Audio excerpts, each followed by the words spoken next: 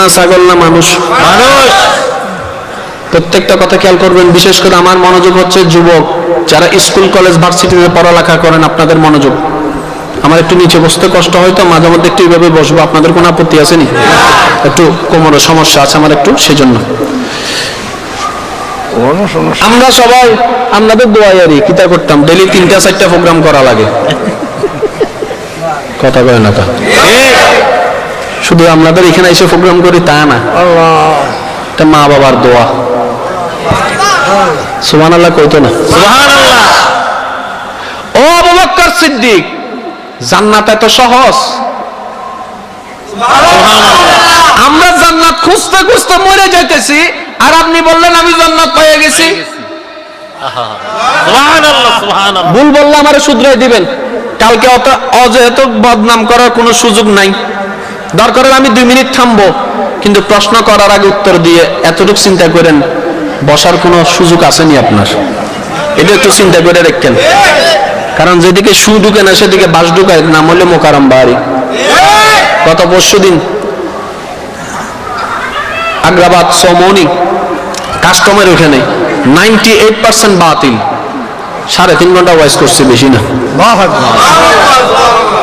এবং সেই এলাকার যে বাতিল কমিশনার আগামী বছরের জন্য আবার দাওয়াত দেওয়ার জন্য ফোন করছে। কেন? তারা গালাগালি করছি? হ্যাঁ, গালাগালি ইসলাম নয়। বুঝে না যখন মাথায় হাত বুলা দিয়ে বুঝাই দেন। একবার না বুঝলে 2বার বুঝান, 3বার বুঝান, চেষ্টা করে যান। আল্লাহকে বলতে পারবেন, আল্লাহ সে না বুঝুক, আমি চেষ্টা করেছিলাম। এটাই আমাদের পাওয়া। কথা বলেন ঠিক না বেঠিক? ও আবু বকর সিদ্দিক জান্নাত পেয়ে গেছেন? কয় হ। আমি শুধু আজকে নিজেকে জান্নাতি বলি তা নয়, মহালক্ষ্মী পাড়ার 2019 সালের ওরাও আমারা জান্নাতি কয়। কেমন সার্টিফিকেট এটা? এখন আল্লাহকে প্রশ্ন করেন, আল্লাহ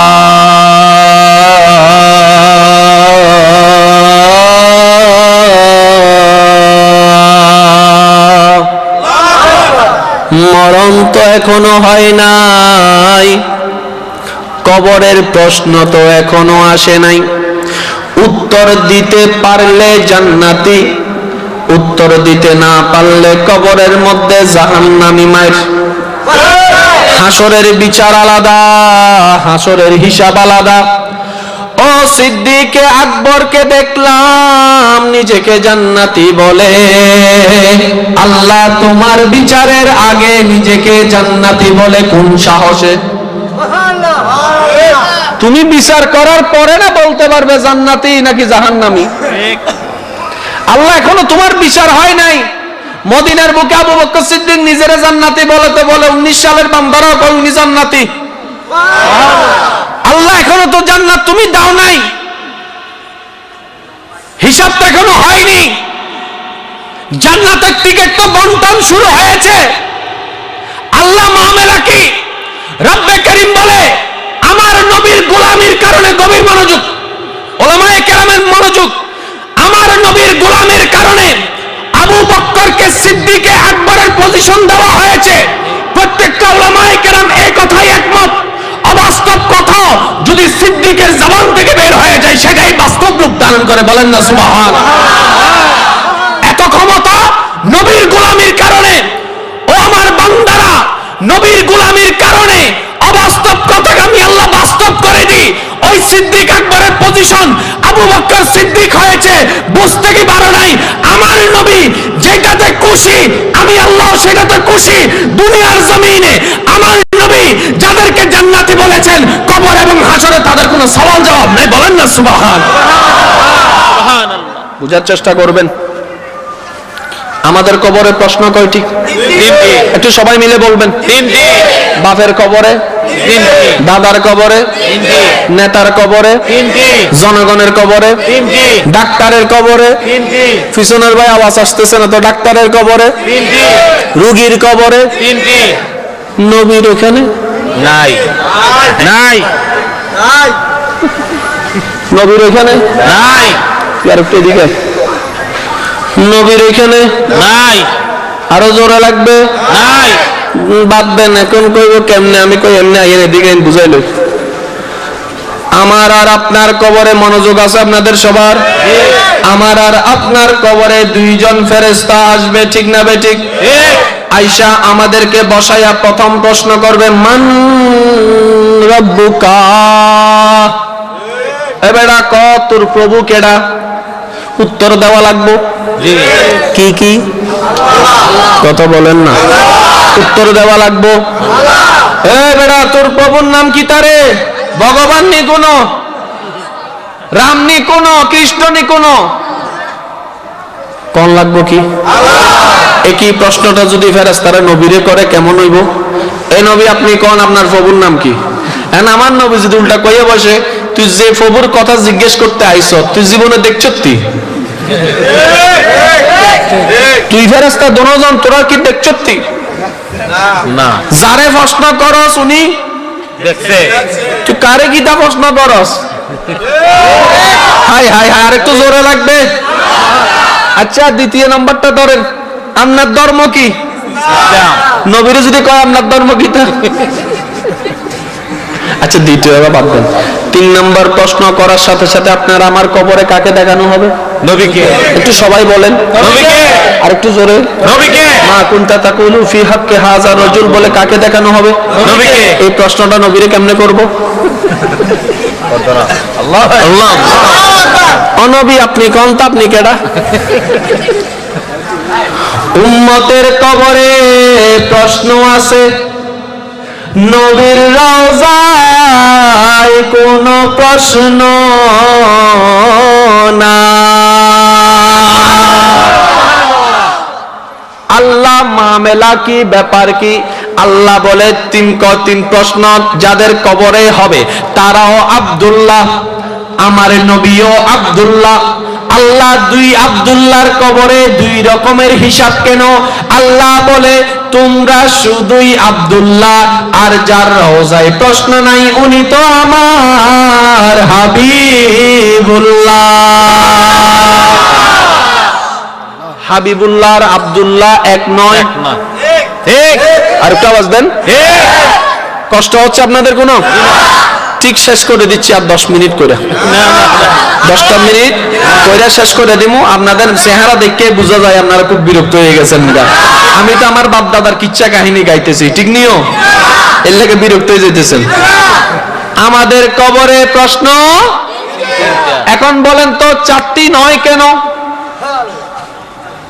3টি কেন প্রশ্ন? 5টা হইলে সমস্যা কি ছিল? সুবহানাল্লাহ তো কয় না। আল্লাহ চাইলে 5টা প্রশ্ন দিতে পারতেন, 2টা দিতে পারতেন। এখন আসেন, প্রথম প্রশ্ন কাকে নিয়ে? আল্লাহকে নিয়ে। আরো জোরে। দ্বিতীয় প্রশ্ন ধর্ম, তৃতীয় প্রশ্ন ধর্মকে নিয়ে, তৃতীয় প্রশ্ন নবীকে নিয়ে। এই কথা নিয়ে কারো কোনো দ্বিমত নাই? আর একটু জোরে। এখন আমি আপনাদের বিবেকের কাছে একটা প্রশ্ন করতে চাই। যখন পুলিশ কোন একটা বিষয়ে ইনকোয়ারি করে কতক্ষণ প্রশ্ন করে? যতক্ষণ সঠিক উত্তরটা মন মতো না পায়। প্রশ্ন করা শেষ করবে কখন? সঠিকটা পাইয়ে গেলে, মন মতো পাইয়ে গেলে আচ্ছা ঠিক আছে তুমি যাও, আরেকজন আইও। যতক্ষণ মন শান্তি হবে না প্রশ্ন করতে থাকবো, করতে থাকবো, করতে থাকবো। কবরের পরীক্ষা যদি কেউ পাস না করে হাসরের পরীক্ষায় যাওয়া, কারণ এসএসসি পরীক্ষায় ফেল করে কোনোদিন ইন্টার পরীক্ষায় যাইতে কাউরে দেখিনো না। হাই হাই, আর একটু জোরে কর না কথা। ইমানদার ভাইয়ের একটু মনোযোগ দিয়ে শ্রবণ করুন। তর্ক বিতর্কের নাম ইসলাম নয়, মহাব্বতের নাম ইসলাম। কবরের প্রথম প্রশ্ন আপনার জন্য, আমার জন্য আল্লাহ সম্পর্কে। উত্তর দিয়ে দিলাম আমার প্রভু আল্লাহ। মনে মনে প্রশ্ন করলাম দ্বিতীয় প্রশ্নের দরকার কি? ফেরেশতা উত্তরে বলে শুধু আল্লাহকে মানলেই হবে না, আরো কিছু দরকার আছে। এখন ফেরেশতাই প্রশ্ন করে বসলো তোমার ধর্ম কি? উত্তর আপনি দিয়ে দিলেন আমার ধর্ম ইসলাম। এখন আপনার বিবেক বলে আল্লাহ তোমার কথাও বললাম, ইসলাম ধর্মের কথাও বললাম, প্রশ্ন তো শেষ হয়ে যাওয়ার দরকার। কথা বলে না? আল্লাহরও মানলাম, ধর্মরও মানলাম, প্রশ্ন তো শেষ হয়ে যাওয়ার দরকার। আল্লাহ বলে যে নয় নয়, শুধু আমাকে মানলে হবে না, ধর্ম মানলে হবে না, নবীর হাদিসটা মনে করো, ৭২ দলের ৭২ জাহান্নামী, একদল জান্নাতি। ওই ৭২ দলের সবাই আল্লাহকেও মানে, ধর্মকে মানে। শুধু আল্লাহ এবং ধর্ম মানলে জান্নাত পাওয়া যায় না। ফাইনাল প্রশ্ন আমার নবীকে নিয়ে, আমার নবীর উপরেই নির্ভর করবে কে জান্নাতি কে জাহান্নামী।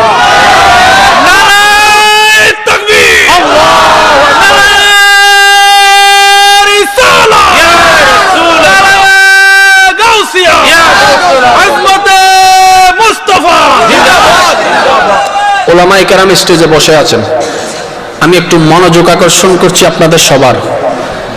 প্রত্যেকটা মানুষের জন্য পরীক্ষা কয়টি? পরীক্ষা দুইটি। কয়টি? এক পরীক্ষার নাম হচ্ছে কবর, আরেক পরীক্ষার নাম হচ্ছে হাসর। এই দুইটা পরীক্ষা ছাড়া কি আল্লাহ আমাদের জন্য আর কোনো পরীক্ষা রেখেছেন? আপনাদের জানা মতে একটু বলবেন প্লিজ। এক পরীক্ষার নাম কবর, আরেক পরীক্ষার নাম হাসর। Very good. ওলামায়ে কেরাম বসে আছেন, ওনাদের দোয়া নিয়ে বলতে চাই। কবরের প্রশ্ন তিনটি, হাসরের প্রশ্ন নাই। হাসরের প্রশ্ন কয়টি? কি বলে নাই? কি প্রশ্ন বলুন? হাসরের প্রশ্ন আছে না হুজুর? আমার নবী কি বলেছেন? হাসরের ময়দানে সর্বপ্রথম তোমাদেরকে প্রশ্ন করা হবে যেটা জিনিস নিয়ে, সেটার নাম বড় বড় গাছ নামাজ। সেটা কি? নামাজ। Very good. মনে রাখবেন, কবরের প্রশ্ন তিনটি, চারটিও হবে না, দুইটিও হবে না, সীমাবদ্ধ করে দিয়েছেন আমার নবী তিনটি। কিন্তু হাসরের বেলায় যখন নবী বলেছেন কথাটা এইভাবে, সর্বপ্রথম তোমাদেরকে প্রশ্ন করা হবে নামাজ নিয়ে। আমার নবী বলে নাই 5টা করবে 10টা করবে। তার মানে কবরের প্রশ্ন লিমিটেড, হাসরের প্রশ্ন আনলিমিটেড। কবরের প্রশ্ন সীমিত, হাসরের প্রশ্ন অসীম। ভুল কইছি মনে হয় নাকি? ইয়া রাসূলুল্লাহ, উলামায়ে কেরামের মনোযোগ। ইয়া রাসূলুল্লাহ, আপনি হাসরের পরীক্ষার বেলায় যখন প্রশ্নপত্র আমাদের কাছে ফাঁস করে দিচ্ছেন, তখন আপনি সর্বপ্রথম আমাদেরকে ইঙ্গিত দিচ্ছেন, হে আমার উম্মতেরা, সর্বপ্রথম তোমাদেরকে হাসরের ময়দানে নামাজ নিয়ে প্রশ্ন করা হবে। ইয়া রাসূলুল্লাহ, নামাজের কথা বলার দরকার কি? নামাজের কথা বলার দরকার কি? হজ যাকাতের কথা বললেন না কেন? সুবহানাল্লাহ। আমার নবী বলে, উম্মত, কিছু কিছু প্রশ্নের ভিতরেই কিন্তু উত্তর থেকে যায়। আমি বললাম হাসরের ময়দানে তোমাদেরকে নামাজ সম্পর্কে প্রশ্ন করা হবে, তার মানে নামাজের পরীক্ষা দ্বিতীয় নম্বর সেন্টারে। কবরের মধ্যে নামাজ সম্পর্কে প্রশ্ন করা হবে না, রোজা সম্পর্কে করা হবে না। আমলের প্রশ্ন কবরে নয়, হাসরে। ঈমানের প্রশ্ন হচ্ছে কবরে। সুবহানাল্লাহ। ঈমানের প্রশ্ন কোথায়? কবরে। আরেকটা আওয়াজ দিয়ে বলেন না। কবরে। মুরব্বিরা সহ একটু বলেন, ঈমানের প্রশ্ন কোথায়? কবরে। আমলের প্রশ্ন? এখন বলেন, নামাজ কি ঈমান না আমল? আমল। রোজা কি ঈমান না আমল? আমল। হজ কি ঈমান না আমল? আমল। মাইকের আওয়াজ যদ্দূর যাচ্ছে, প্রত্যেকটা কথার জিম্মাদার আমি। যদি খন্ডাইতে পারেন 50 লাখ লইয়া আইয়েন। আমি 5 লাখ টাকার খেলা খেলি না। 5 লাখ টাকা দিয়ে যদি খেলি হুজুর, কোটিপতি হইতে ক বছর লাগবে? কথা কয় না, অনেক বছর লাগতো না? 50 লাখ দুইটা মাইরা দিলেই তো কিছু দিয়ে মারি আপনাদেরকে 10-20 লাখ দিয়ে মারি। এমন করেন একটু সুবহানাল্লাহ কইতেন না? যদি ভাইয়ালাই 1 কোটি 10 লাখ আপনাদেরকে দিব, সমস্যা নাই।